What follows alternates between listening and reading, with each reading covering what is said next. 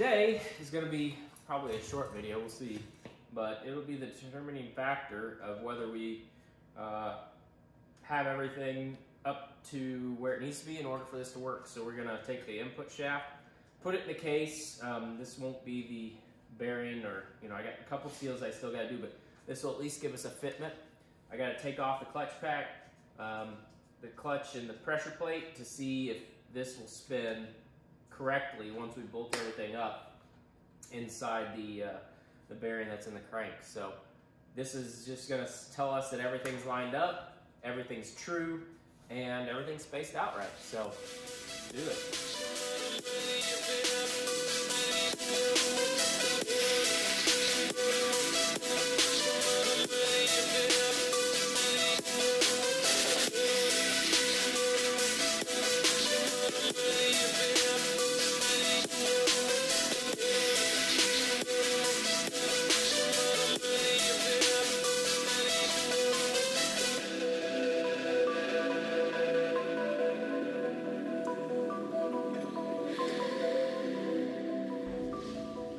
Okay, so I've tried this like 3 times. This is probably the best view we're gonna get. This is the input shaft. There's the bearing. That's the flywheel that's bolted to the crank. Now, what we're looking for is for it to do that, which I am doing that one finger, which means that this case is damn near dead nuts of being square to that motor.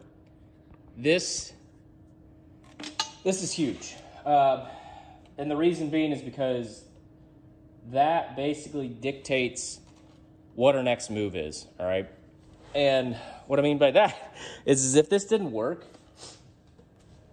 if this didn't square up to the motor, we'd be back at square one. We'd have to figure it out. But because, we've done measurements, involved the right people. Kyle, thanks for your help on this. Jeff, thanks for welding it. Because we kept it so square and everything else, there is no binding from the input shaft of this Mustang 6-speed to the Mercedes V12. So that's it, man. Like that, the rest of this, it goes back together like a Mustang 6-speed.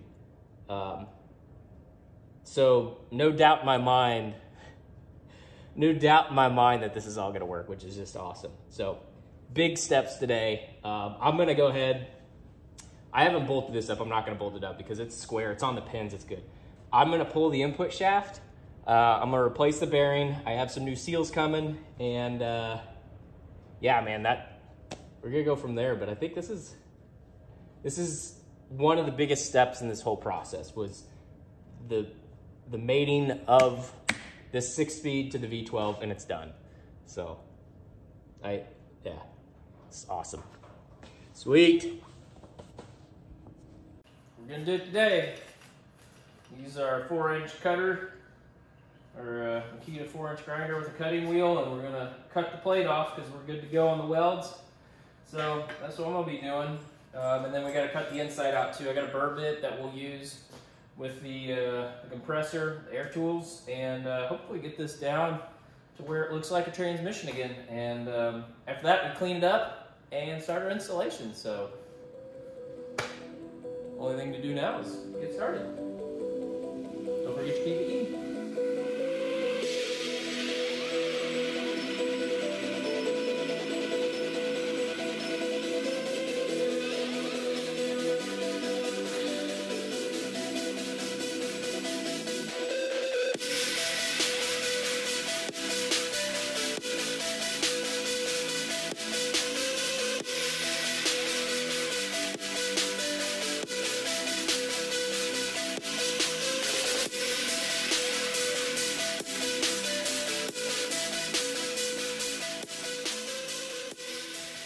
All right, well that does it for the outside. As you can see, there's quite a bit of aluminum dust, but ta-da, all done.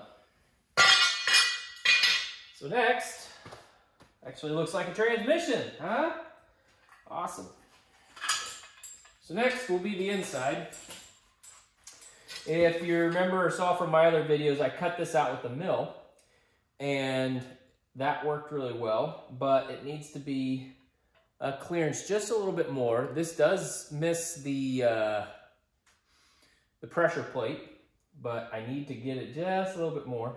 I left it this much just because I wanted to make sure that we had enough to weld to and that all the material was there. So, unfortunately, I think the only way to do this is with the burr bit on the air tool, which I'm not looking really forward to.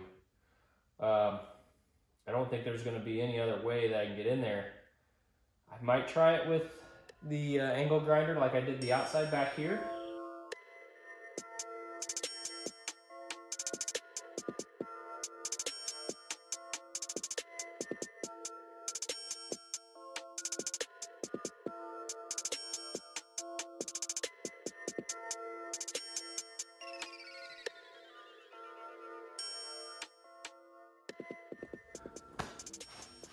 There you have it.